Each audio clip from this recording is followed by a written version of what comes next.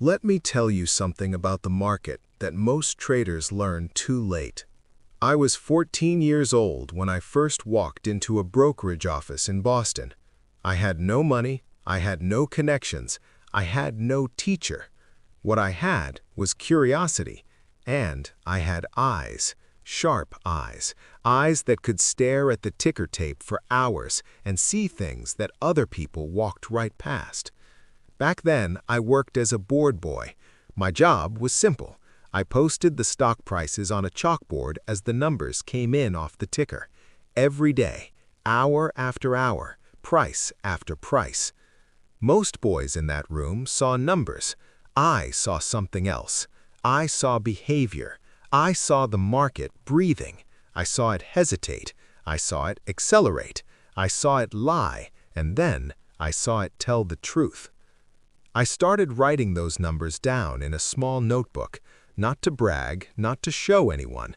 I did it because I noticed something that nobody else seemed to care about. The prices moved in patterns. Not always, not perfectly, but often enough to matter. I was not predicting anything, I was observing. There is a difference, a very important difference, one that took me decades to fully understand, and one that I believe is the reason most traders today are losing money they cannot afford to lose. They are trying to predict the market. I learned early that you cannot predict the market.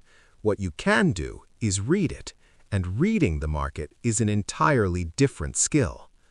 The market is not a puzzle waiting to be solved. It is not a machine you can figure out once and then operate forever. It is alive. It is made of people. It is made of fear and hope and greed and desperation, and those emotions are never the same twice. I made my first real trade at 15. I put a few dollars into a bucket shop, those small, illegal off-exchange offices where a man could bet on stock prices without actually owning any shares. I was not supposed to be there, but I had been watching prices long enough that I was not guessing, I was reading. That first trade made me a small profit, then another after that. People started noticing. They thought I was lucky. I knew I was not lucky. I was watching, I was waiting, I was acting only when the evidence in front of me was clear. But here's the thing about early success. It is dangerous. Not because success is bad. Success is good. Early success is dangerous because it teaches you the wrong lesson. It makes a young man believe that trading is easy, that the market rewards cleverness, that all you need is a sharp mind and a little courage. That is not true. That has never been true, and every trader who believes that lesson will eventually pay a very high price to unlearn it. I know because I paid that price more than once. The first time I lost everything, I was not a boy anymore. I was a man who thought he knew the market. I had been right so many times that I started believing my opinions were facts. I started holding positions that were moving against me because I was convinced I was right and the market was wrong. Let me say that again so it settles in properly. I believed I was right and the market was wrong. That is the most dangerous thought a trader can ever have. The market is never wrong. The market is what it is. The market does not care about your analysis. It does not care about your opinion. It does not care about how long you studied the charts or how smart you think you are. The market will move where it moves, and if you are standing in the wrong direction, it will move right through you. I held a position in cotton once. I had a strong opinion about where prices were going. The price started moving against me. Did I exit? No, I held. I added to the position actually. I told myself I was simply buying at better prices. That is what I told myself. But the truth was I was hoping. I was refusing to accept that I was wrong. Hope is a fine thing in life. In trading, hope is a poison. By the time I finally accepted the reality in front of me, my losses were catastrophic. What should have been a small, manageable loss had become something that wiped out nearly everything I had built. I sat alone that night, and I asked myself an honest question. Was the market wrong, or was I wrong? The answer was obvious. It was painful, but it was obvious. The market was never wrong. I was wrong. I was wrong to ignore what the price was telling me. I was wrong to let hope replace observation. I was wrong to let my ego convince me that my opinion was stronger than the evidence. That night changed how I traded. It did not change immediately in practice, bad habits die slowly, but it changed something fundamental in how I thought about the market. A loss is not a failure, a loss is information. It is the market speaking to you clearly and directly. It is saying your timing is off, or your read is wrong, or the conditions are not what you believed them to be. The market is giving you a message, and that message costs money. The only question is how much you will pay before you listen. A small loss listened to quickly is the price of doing business. A large loss ignored and allowed to grow is the price of pride. And pride in this business is something you cannot afford to carry. I made it a rule. When a trade moved against me by a certain amount, I was out. No discussion, no negotiation with myself, no convincing. Out. That rule saved me many times over. Not because every trade I exited turned out to be truly lost. Sometimes the price came back and I had exited too early. That happened. But here is what I discovered over years of trading. The trades where the price came back cost me a small amount when I was wrong. The trades where I ignored the rule and held cost me everything when I was right that I was wrong. The math is simple. The discipline to follow it is not. Trading must be run like a serious business, not a hobby, not an adventure, not a game, a business. Think about what a real business owner does. He plans. He knows his costs before he opens his doors. He knows how much he can afford to lose before he is in trouble. He does not bet the entire business on a single outcome. He protects the enterprise above everything else, because without the enterprise, nothing else is possible. Most traders do the opposite. They walk into the market with excitement and emotion, chasing after profits, ignoring the risks. They act as if the money they are risking is not real, or worse, they act as if losing it will somehow be made right by the next trade. It does not work that way. Capital is everything. Capital is your business. Without capital, you have no trades. Without trades, you have no income. Without income, you are finished. The first priority of every serious trader is not to make money. The first priority is to not lose money. Those sound like the same thing. They are not. One is offensive thinking. The other is defensive thinking. And in trading, the traders who think defensively first are the ones who survive long enough to trade offensively when the moment is right. I preserved capital obsessively, not out of fear, out of respect for what capital represents. Capital is not just money. Capital is the accumulation of your correct decisions and disciplined behavior. Every time you lose capital carelessly, you are losing more than money. You are losing the product of your discipline. Protect it. Treat it like the most important asset you have, because it is. Now I want to talk about the real enemy in this business, and most traders will not like what I'm about to say. The real enemy is not the market. The real enemy is not other traders. The real enemy is not bad luck or bad timing or the manipulators in the big institutions. The real enemy is sitting right behind your eyes. It is your own mind. Fear, greed, impatience, hope, pride. These are the forces that destroy trading accounts, not market movements, not bad information, your own emotions. I watched fear destroy traders who had excellent analysis. They would identify a good trade, place it, and then watch it start moving against them slightly. Nothing serious, just normal price fluctuation, and they would panic out. Then the trade would do exactly what they originally expected. They were right. Their analysis was right, but fear robbed them of the profit. I watched greed destroy traders who had already won. They would make a good profit on a trade, and instead of taking what the market had offered, they would hold. They would want more. The trade would reverse.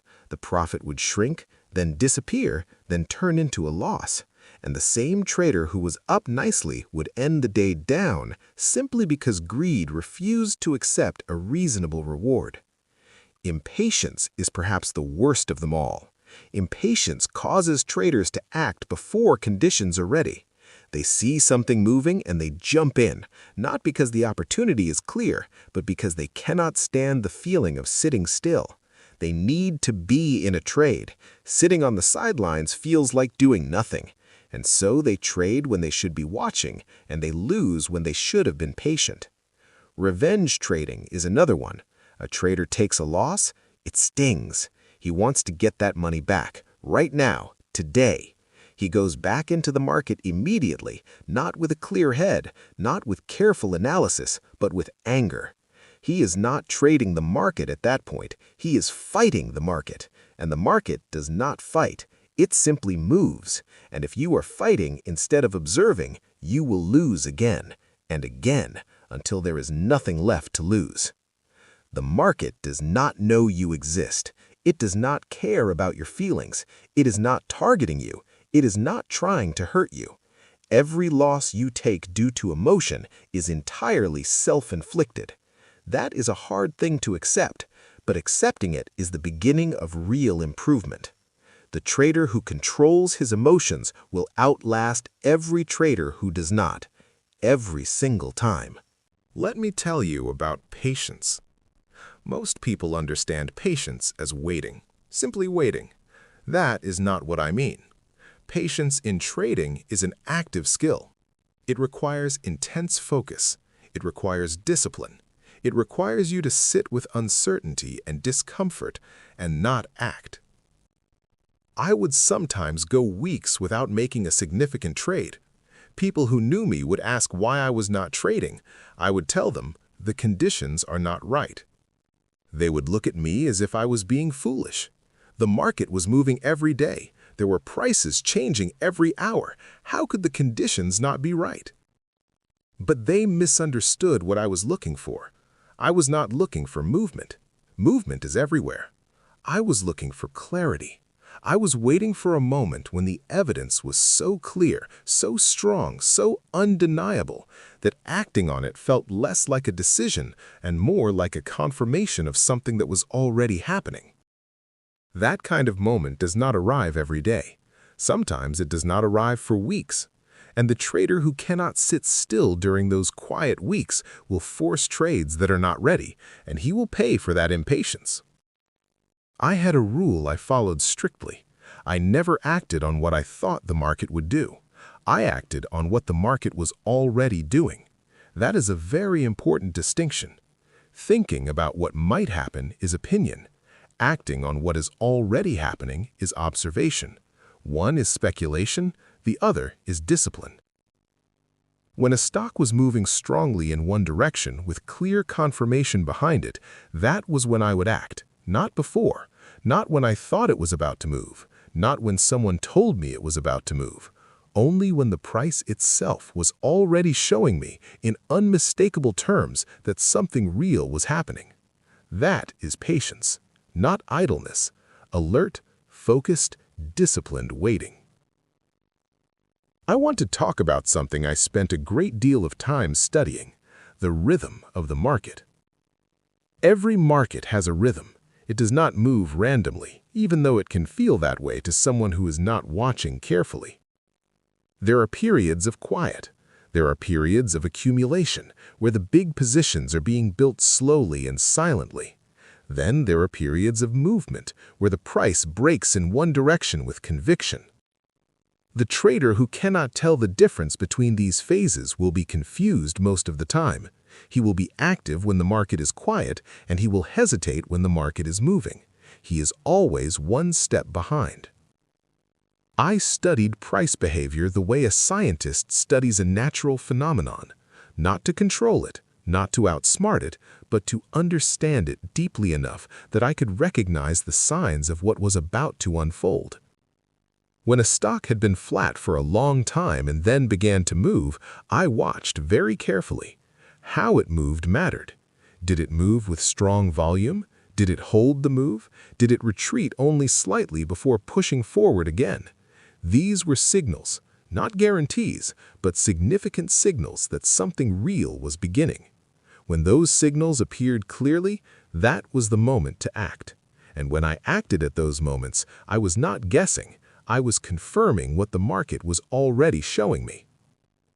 The market is always communicating. Price is the language it speaks.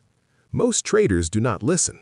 They talk over the market with their opinions, their tips, their analysis, their predictions. They are so busy speaking that they cannot hear what the market is saying. Quiet yourself. Watch the price. Let the market speak. And when it speaks clearly, act. That is the entire discipline, stated simply. I want to be honest about something. I was not always disciplined. There were times in my life when I broke every rule I knew to be true. And every single time I broke a rule, I paid for it, without exception. There was a time a man I respected told me to get out of a trade. I knew I should have listened. Everything I believed about the market was telling me to exit, but I did not want to. I was profitable and I wanted more. I ignored the signal. I stayed in. The trade reversed. I lost the profits and then I lost capital on top of that. That loss was not the market's fault. That loss was entirely mine. I knew what I was supposed to do. I chose not to do it. And the market had absolutely no mercy for that choice. Discipline is not something you can turn on and off based on how you feel that day. Discipline is either something you have or something you are building. The moment you decide that today is an exception, that today the rules do not apply because you feel confident, or because someone you trust gave you a tip, or because you simply do not want to follow the rule right now, that is the moment you become a gambler instead of a trader. Gamblers rely on luck. Traders rely on discipline. Luck runs out. Discipline compounds. Before I leave you with a final thought, let me share the principles I return to again and again over my trading life, not as rigid laws, but as truths I discovered through experience. Cut your losses quickly, every time, without hesitation. A small loss now is always better than a large loss later. There are no exceptions to this, none. Let your winning trades develop. When you are right and the market is moving in your direction, do not rush to take the profit. Let it breathe, let it build. The biggest profits come from having the patience to stay in a good trade long enough for it to become a great trade. Never average down into a losing position simply because you believe in your original analysis. The price is telling you something. Listen to it. Adding to a losing trade without clear confirmation from the market itself is not conviction, it is stubbornness. Do not fight the direction of the market. When the market is clearly declining, do not look for reasons to buy. When the market is clearly rising, do not look for reasons to sell. The overall direction of the market is the most powerful force in trading. Work with it, not against it. Do not trade on tips. Do not trade on rumors. Do not trade because someone who sounds confident told you something was going to happen. Trade only on what you can observe yourself, with your own eyes in the price and behavior of the market in front of you. Sit out the times when you have no clear read. Cash is a position. Not trading is a decision. The most disciplined thing a trader can do is absolutely nothing when conditions are unclear.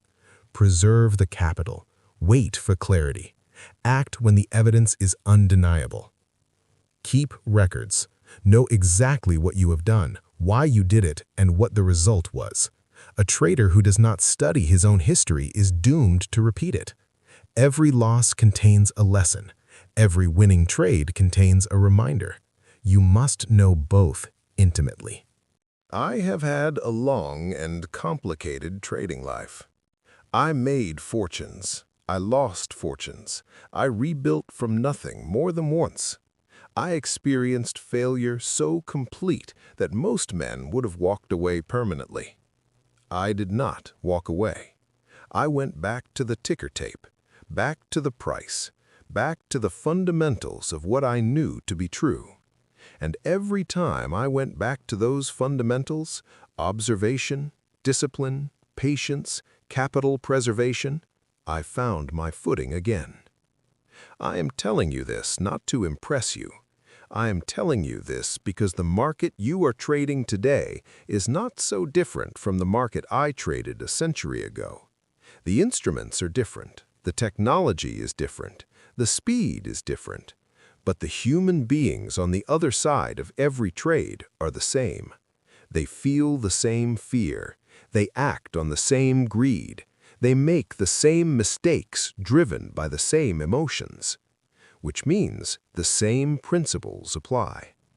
If there is one thing I want you to remember after everything I have shared today, let it be this. The market will always be here tomorrow. Your capital may not. Protect your capital above all else. Be patient enough to wait for the clear opportunity. Be disciplined enough to follow your rules when emotion is telling you to break them. Be honest enough to take a loss quickly and completely without letting it grow into something that cannot be survived. The market is not trying to give you money, but it is also not trying to take your money. It is simply moving. It is simply behaving. Your job is not to force it. Your job is not to outsmart it. Your job is to observe it with complete clarity, act only when the evidence is in your favor, and preserve your ability to trade another day. That is the whole game. Stated simply, lived with great difficulty. But this I know with absolute certainty. The traders who master these things are not the most clever. They are not the best analysts. They are not the ones with the most information or the most confidence. They are the most disciplined. They are the most patient. They are the ones who have learned to control themselves before they attempted to profit from others. Become that trader, not someday, starting with your next trade. I wish you the clarity to observe clearly, the discipline to act correctly, and the patience to wait for the moment when both are true at the same time. That moment, when it arrives, will make everything worth it.